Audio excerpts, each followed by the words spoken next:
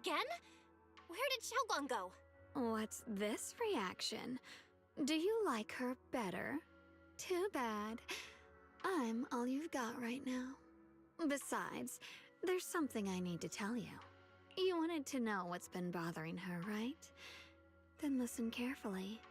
Let me tell you the secret of the Qingming sword. Inside the Qingming sword, there are two mysterious forces, both equally powerful and destructive. The two are constantly battling. Think of them as two duelists locked in an endless fight. And when two people fight that long, they start damaging everything around them. If that destructive energy seeps out, it can lead to disaster beyond imagination. Judging by the power of those two forces, if they ever broke free, the outcome could be a catastrophe on par with the fall of the old capital. So, what do we usually do in this situation? We bring in a third party, a mediator, someone to keep things from falling apart. The third presence maintains the balance, absorbs the overflowing energy, and ensures the world outside remains safe. And this is precisely why that third person gains unmatched power. Wait, you don't mean... You're smart. I bet you've already figured it out, huh? That's correct. Every wielder of the Qingming sword is that mediator. The true nature of the Qingming sword's power is built on sacrifice. Each sword wielder gives up their life, their strength, their everything to contain those two raging forces, to shield the outside world from being affected. In other words, without the sword wielder to bear that burden, the rest of the world would pay the price instead. So no, shuguang will never give up this sword, because that would mean putting the world in danger. How could little Miss Perfect, always so eager to protect everyone, have the heart to just walk away and let it all burn? She'd rather break herself than let anyone else get hurt. I had no idea. Because it's a secret. Not even Yixuan knows. All they ever do is repeat the same empty words. Find the next wielder for the sword. Uphold the honor of Yunquei Summit. That's why I told you before.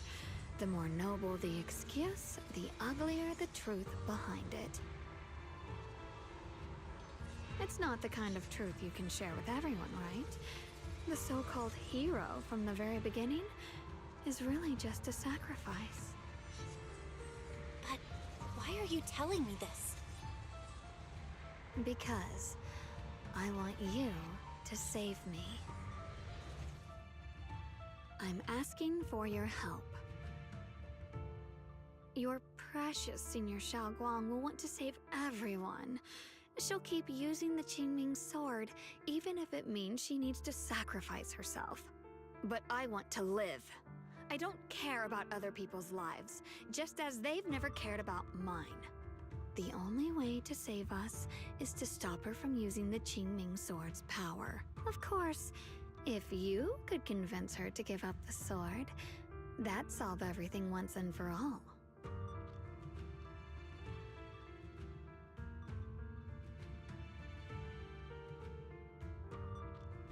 You'll help me, won't you? If not for me, then for your...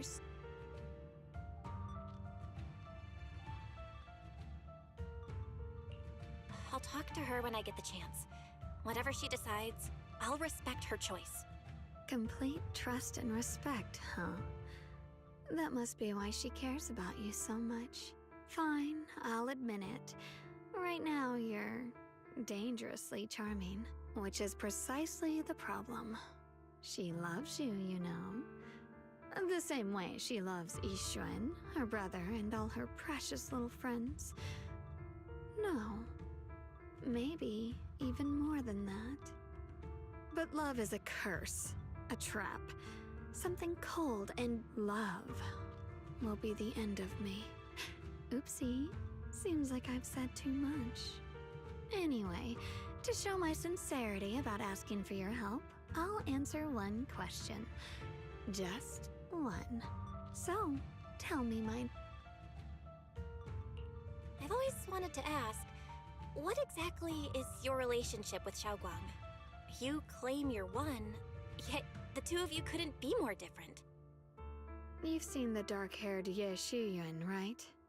I was the same. It's a gift we were both born with. But, unlike my brother and his other self, my existence isn't just about looking different.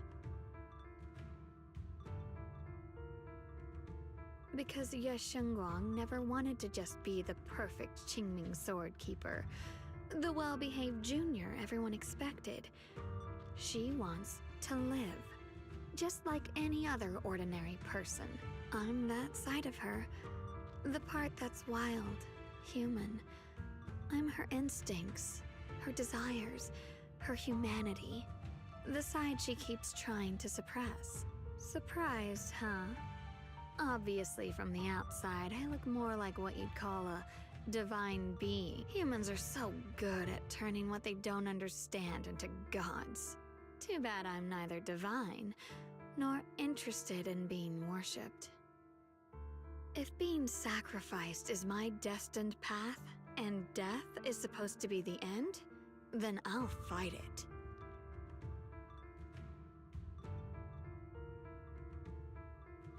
No one gets to decide my fate. Not that damned Qingming sword, and not that sanctimonious Yunque summit. Well then, I suppose our little midnight rendezvous ends here.